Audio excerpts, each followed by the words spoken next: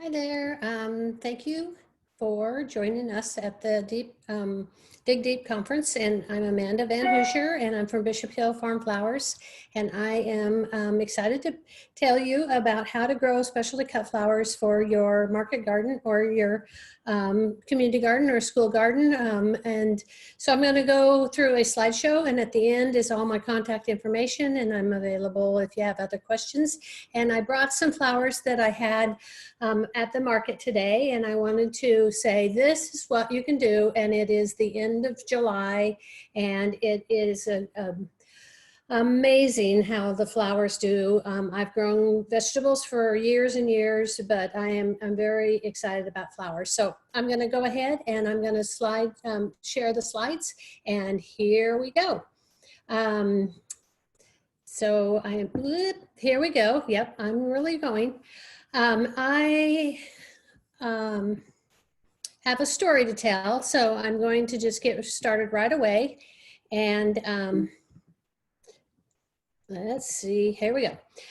So my story is that when I was in college and finishing up, my grandparents had a farm, and this is their farm. It's Bishop Hill Farm Flowers, or Bishop Hill, and their last name was Bishop, and that was in Ohio, just west of Columbus, Ohio. And that house had a front 2 paddocks, which was probably about 3 acres. And I had this idea that I could go and live in the farmhouse, because they were moving into town, and grow cut flowers in the front acreage and sell to restaurants for cut flowers on their tables. And I don't know how I had that idea, but I did.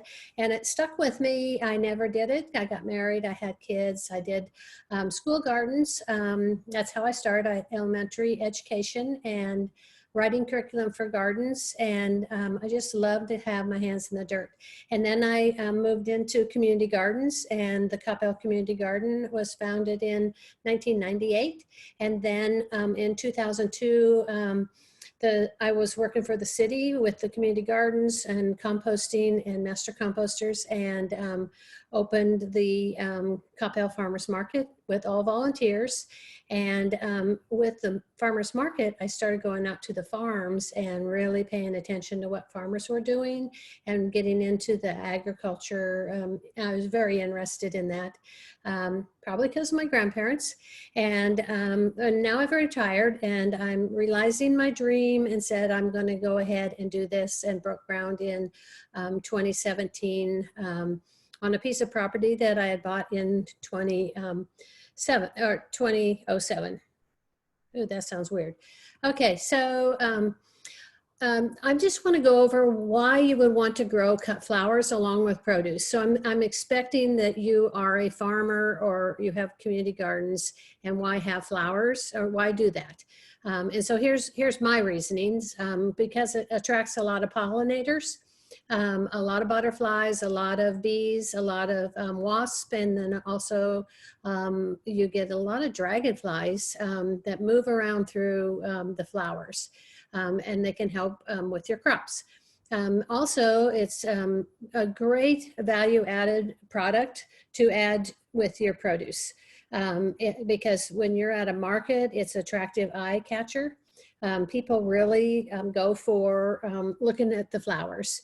And so also the flowers, like right now it's the end of July, we get into the heat of August, when a lot of the farmers are like, their tomatoes are done, their cucumbers are done, and you know, what do they have for that month and a half before they start getting the cooler, the fall crops? Flowers come in to play really big at that time.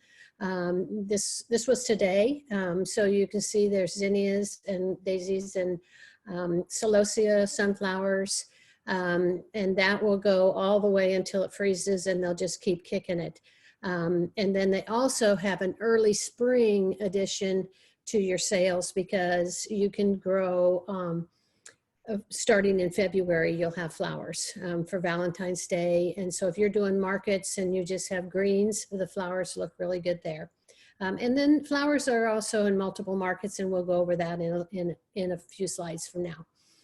Okay, so My farm has some values, and so when I developed the business plan, you know, I like values, and so you can kind of stick to it. And so I'm a small scale, high production farm. I'm on a 4th acre. I really believe in organic methods. That's how I started with the little organic gardening magazine back in the 80s.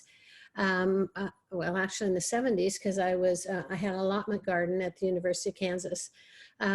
And then I wanted to do low input with high output. So it's tight, I'm planting and taking out and planting more all the time. I want to do everything by hand. I have no tiller. I have no, you know, nothing's electric except for my mower, which I don't use in the flowers. But and I also wanted to only sell what I grow, which is what most farmers do. And then also I wanted to have year-round growing. And so when I started January, didn't really break ground big time until March. But then that next year, you know, I was growing all through the winter, and I had low tunnels. So there's my values, and I stick by those. And then there's also, if you're going to grow cut flowers, there are some legalities to that. And, you know, if you pick your own, which you may already have that is that you would probably want to look at some liability insurance. I have people come out for tours, and I went ahead and got it. It's not that much be added on. So also, what's required is the Texas Department of Ag has a floral and nursery license. So if you're growing cut flowers and selling them, you will need a Texas Ag, a nurse license. It's a permit, and you have to renew it every year. I think mine is a little over $100 a year. And they come on an unexpected inspection, but they're mostly looking for pests that you could move around when you take them to market. And then also with the Texas Comptroller's Office, flowers have a sales tax on them. So you have to have a sales and use tax permit and pay on the sales that you've made. So collect taxes and then turn them in. And I didn't the first quarter, and I got a letter and I had a fine. So I'm just giving you the heads up. And so my farm layout is, I bought the property in '07, and I knew Joe Parrish. He actually had a big garden out there, and it was a 1935 house, and the property's in Old Town Coppell. So it's, when I bought it, there's woods around it, and he had a garden, and he had rabbits and chickens, and the manures were there. So I knew it was a good garden. And so like I said, I grow on a ½ acre. It's at the creek side, so it's sandy soil, but here in Coppell, it's mostly clay, that hard clay. But somehow over there, I think it's because it's on the creek, the soil is unbelievable. Like the first time I put a shovel in, I was like, what? This is great. So I do 4-foot by 50-foot rows. And so I probably are more like a market gardener in setup. And I plant on a grid of 6 to 9 inch spacing. And I use the sun-built landscape fabric, and I burned holes in it. And then those are ranunculus or anemones that are growing in the holes. So all of that really keeps the weeds down, and I love it. The first year I only had 3 rows that had the landscape fabric, and I spent most of my time on weeding the other rows. So this has been really great. And I went in and got a big long row and burned holes and filled the rest of the garden in. I also have drip tape irrigation underneath, run on a well. And so it runs on a timer unless it's raining. But I've done it. This is my 3rd year, and I feel like, a lot of people say the black, it's not black plastic, water can go through it. So it's DeWitt Sunbelt landscape fabric. And so I am totally full sun except one side, and every time I try to plant something on that side, and it might not be full sun, it might be like 5 hours of sun, and that side I never can get the kind of growth that I can in the rest of the garden. So full sun, very best for flowers. So when I'm planting all the time, because you got to be planting and growing just like you would for crops. It's a little bit different because it's hard to get the seeds, the corms, especially the corms and the bulbs, because right now there is a lot of flower farmers all over the United States, and they're vying for, they're ahead of the seed companies. Because it takes them like 5 years to develop the seed. When they start seeing trends, they start at it, but the trend of more flower farmers beat the seed and bulbs and corms, and the prices have almost doubled since I started, and that's only been 3 years. Because of the demand. So I order seeds really early. Right now I'm ordering seeds for next spring. I've already ordered my fall seeds. And so you just kind of have to make sure you get the corms. I'm talking about ranunculus and anemones. You order those in April, and they'll be shipped to you in October. You put them in the ground, and I'll go over that in a minute. But you think, oh, I need them in October, I'll wait until August. Well, no, you can't, there's none available. So you gotta pay attention.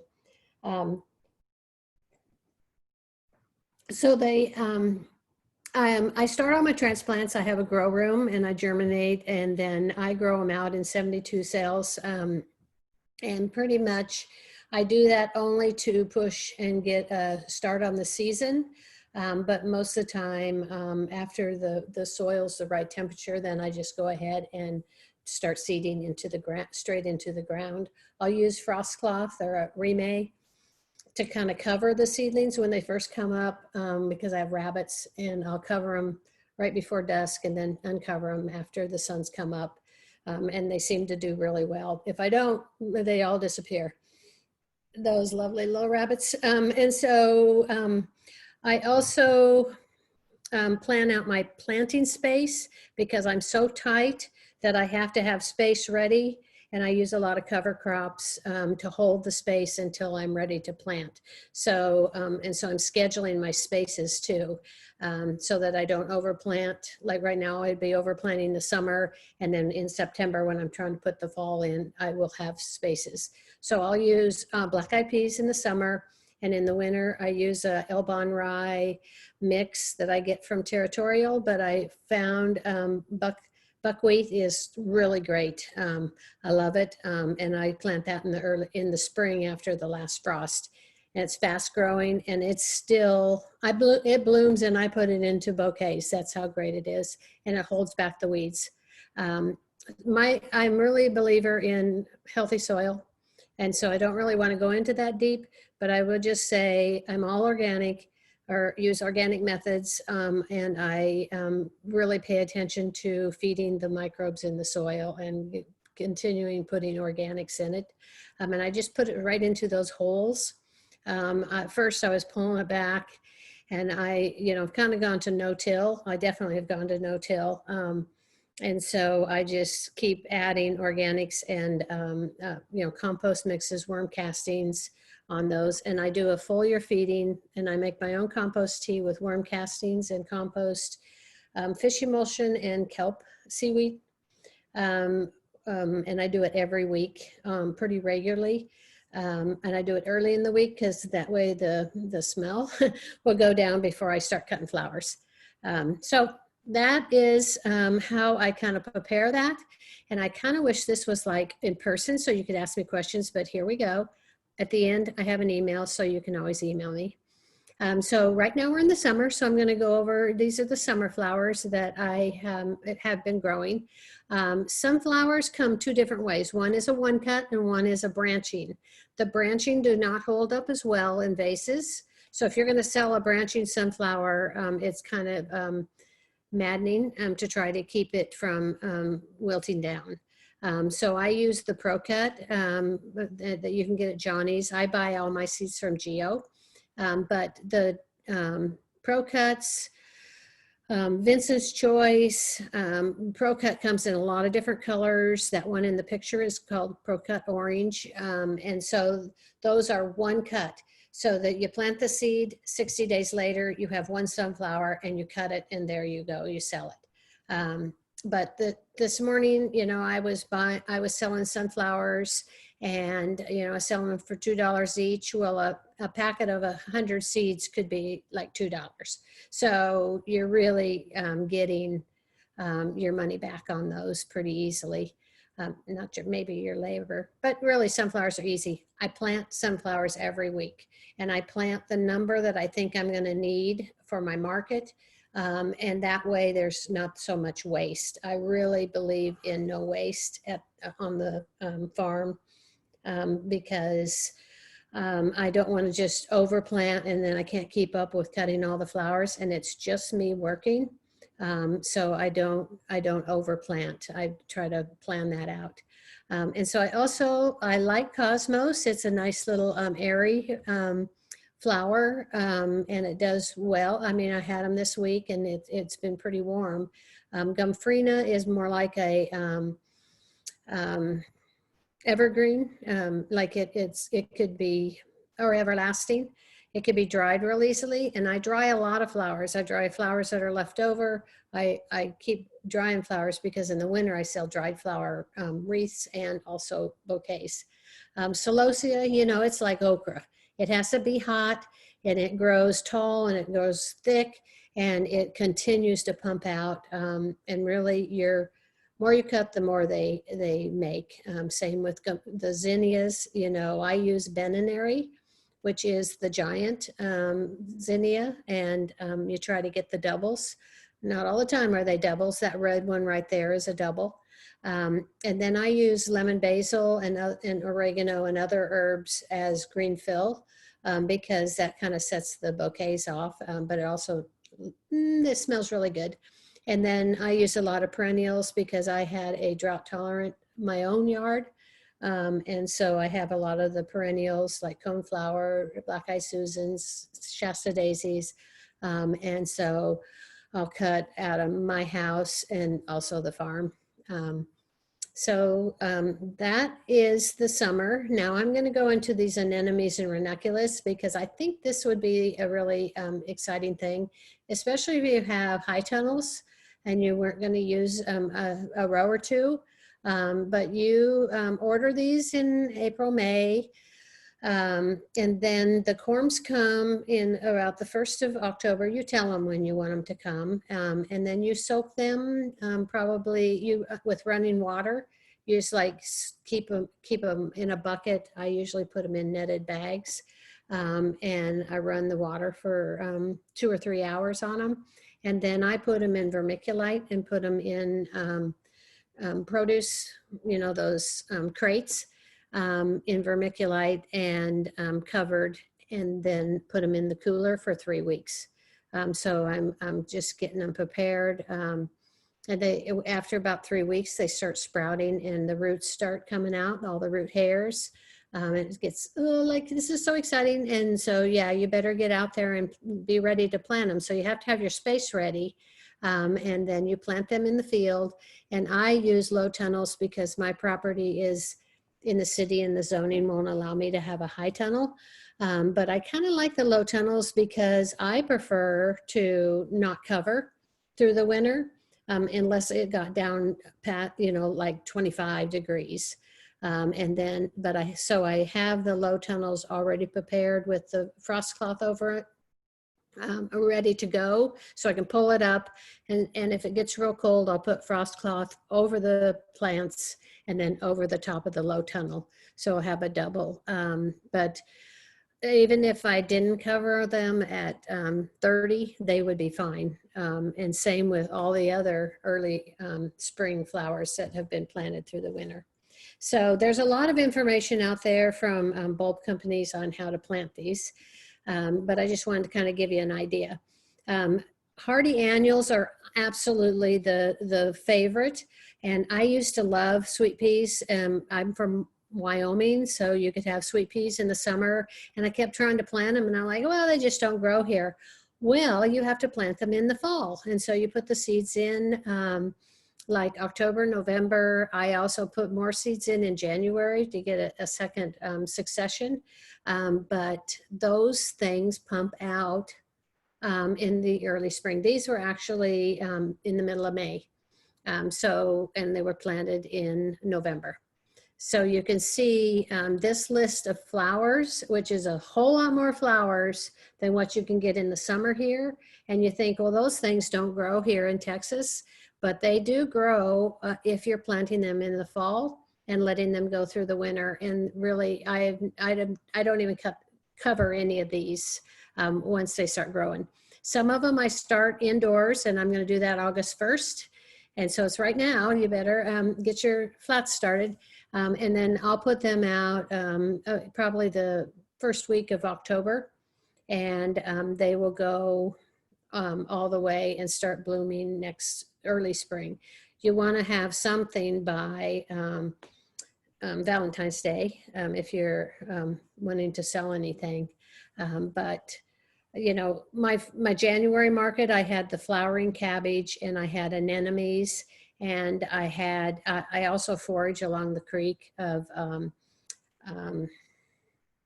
I don't even know the names of it. It's just wild stuff. So they're not flowers, it's more greenery. So there you go. And then I also will tell you that harvesting cut flowers is way different than like tomatoes, eggplants, peppers. All of them are about the same. Melons, you know, you can slip you know that the cantaloupe slips off and you know it's ready to harvest. But flowers, there's a whole lot of, I don't know, they're all different. So you have to kind of learn that.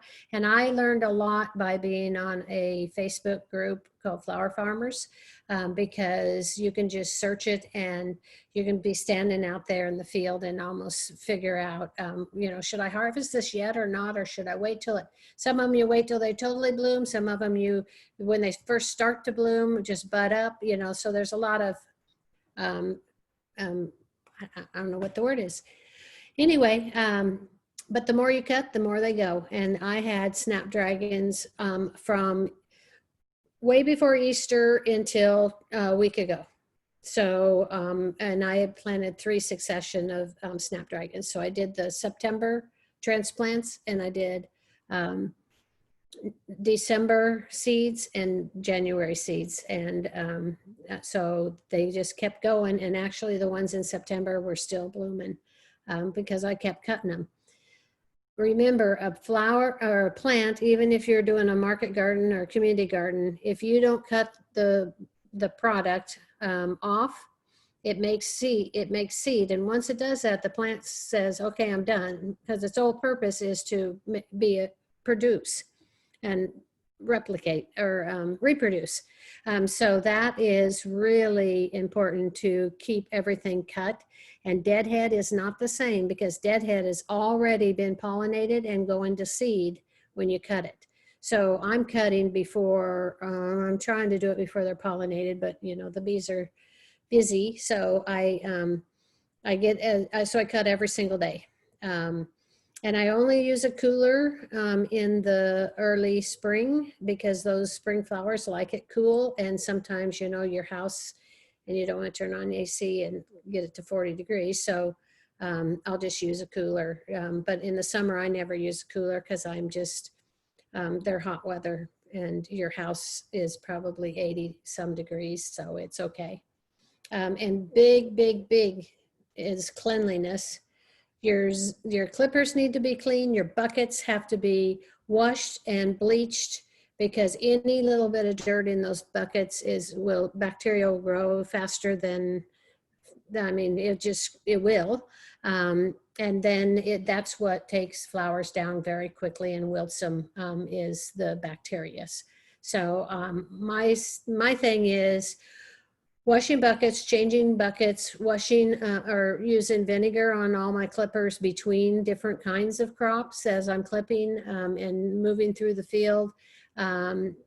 Even sometimes changing my shirt if I have powdery mildew, so I'm not carrying it around all over. And then there's the post-harvesting, which I talked about, the coolers.